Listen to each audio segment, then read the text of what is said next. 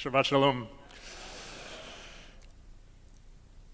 Casper ter Kuile is a scholar and teacher whose work explores how rituals shape our lives. Not just religious rituals, but the everyday practices that give our lives meaning. I was recently reading his book, The Power of Ritual, Turning Everyday Activities into Soulful Practices. And in it, he argues that rituals are distinguished from other routines by three things: intention, attention, and repetition. Intention, attention, and repetition. He argues that rituals don't simply ask us to do something, they ask us to take an intentional, focused action, to return to it again and again until it begins to change us. Reading those words, I found myself thinking about this week's Parsha, because tucked inside what first appear to be two agricultural commandments is a poignant understanding of ritual. Not something as something we do, but as something that over time is meant to do something to us. In our Parashat Re-eh, the Torah tells us of the ritual of Maaser Sheni, the second tithe. We read that each year, Bnei Israel is instructed to set aside a tenth of their household's produce from the year and bring it to a place that God will choose, which we later understand to be Jerusalem. And there, they and their family will eat that produce and rejoice in the presence of God. Now, one interesting aspect of this that should not go unnoticed, when we're talking about a tenth of all of their crops for the entire year, this is not a small amount of food.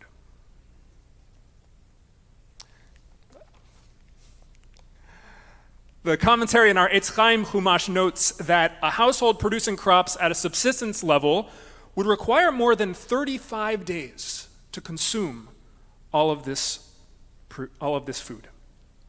That is an enormous amount. Now, aside from the act of eating it, transporting all of this on the pilgrimage was not a simple task. So the Torah offers a practical solution.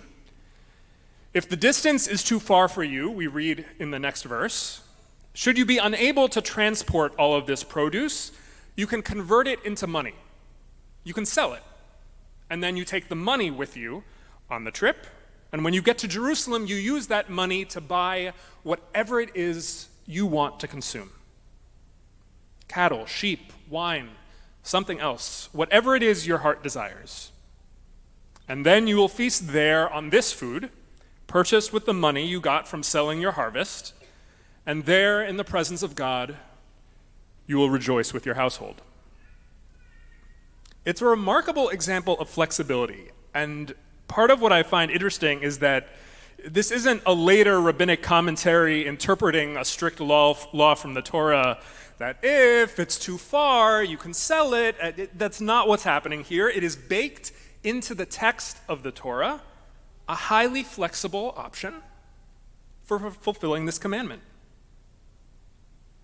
And then only 2 chapters later, the Torah introduces a different ritual, also centered around the produce of the land.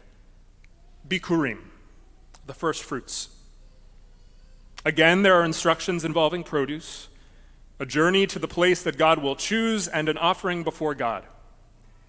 But this time, there's no option to sell and swap out the produce. The fruits themselves must be what's brought.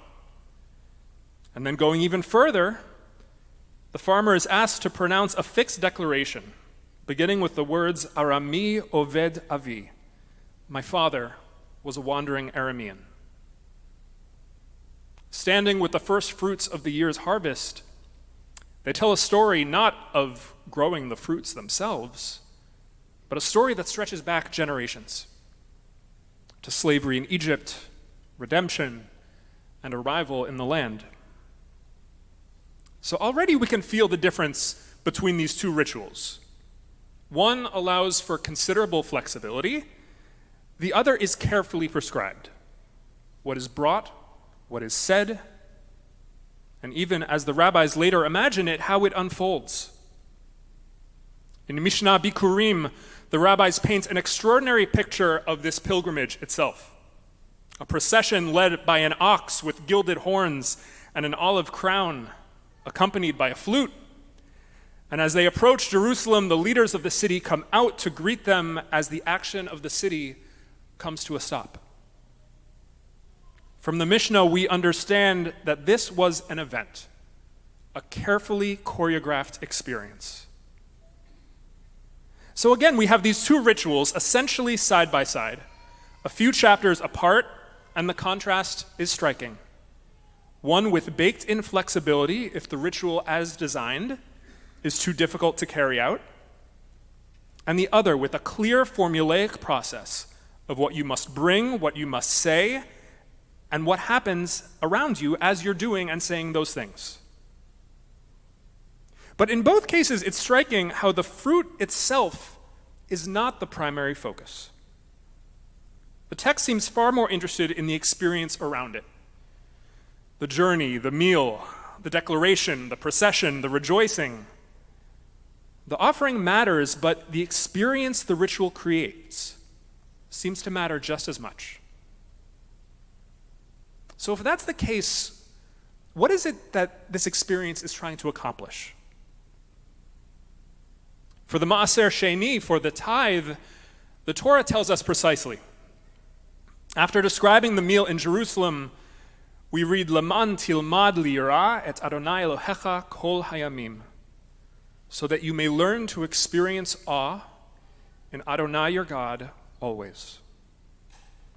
Tilmad liyira, learn to experience awe, to cultivate the ability to experience awe. As Sifrei Dvarim imagines it, returning to Jerusalem year after year, surrounded by the rhythms of sacred life, the heart slowly learns by placing ourselves again and again in God's presence. Intention, attention, and repetition. Bikurim, the first fruits, they point in a different direction. The defining moment of this ritual is a declaration. Standing before God with the first fruits of the year's harvest, the farmer tells that story that began centuries earlier. Arami Oved Avi, my father was a wandering Aramean. You may recognize that line not just from earlier in this D'var Torah, but also from your Pesach Seder, where the rabbis who crafted the liturgy of the Seder pulled it from this Parsha and into the Haggadah. In other words, the Bikurim is not just a ritual of memory. It is used as the source material for our most quintessential ritual of memory, the Pesach Seder.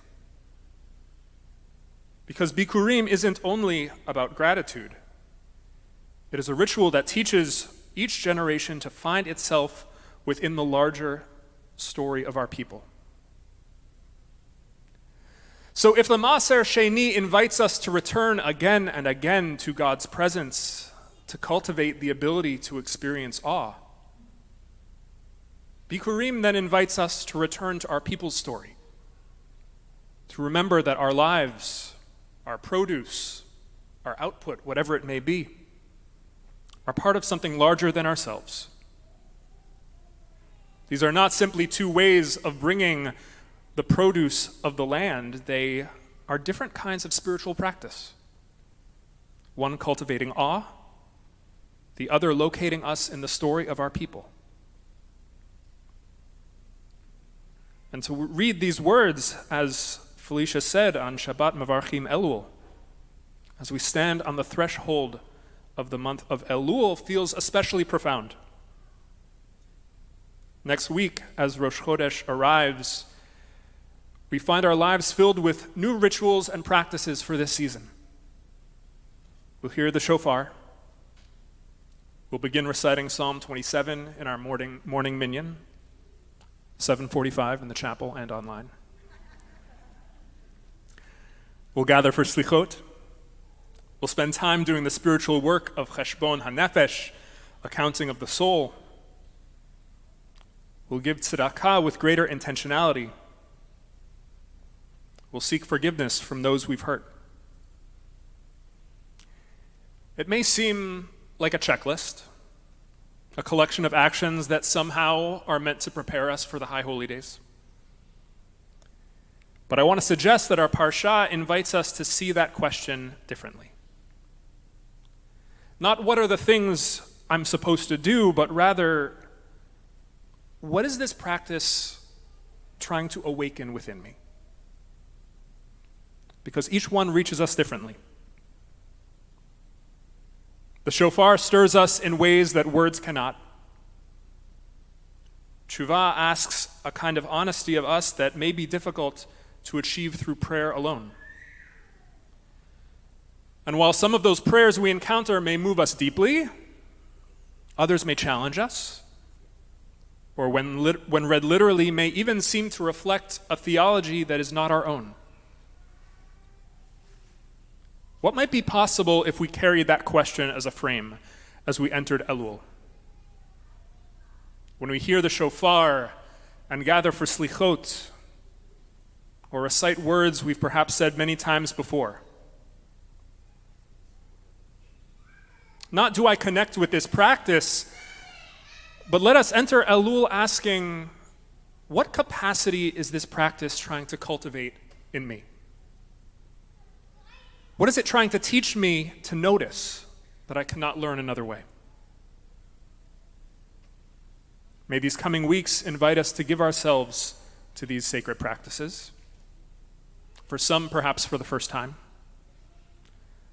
Let us do so with intention, with attention, and with enough repetition that they might open us to the transformation we seek in this season and in the year to come. Shabbat Shalom.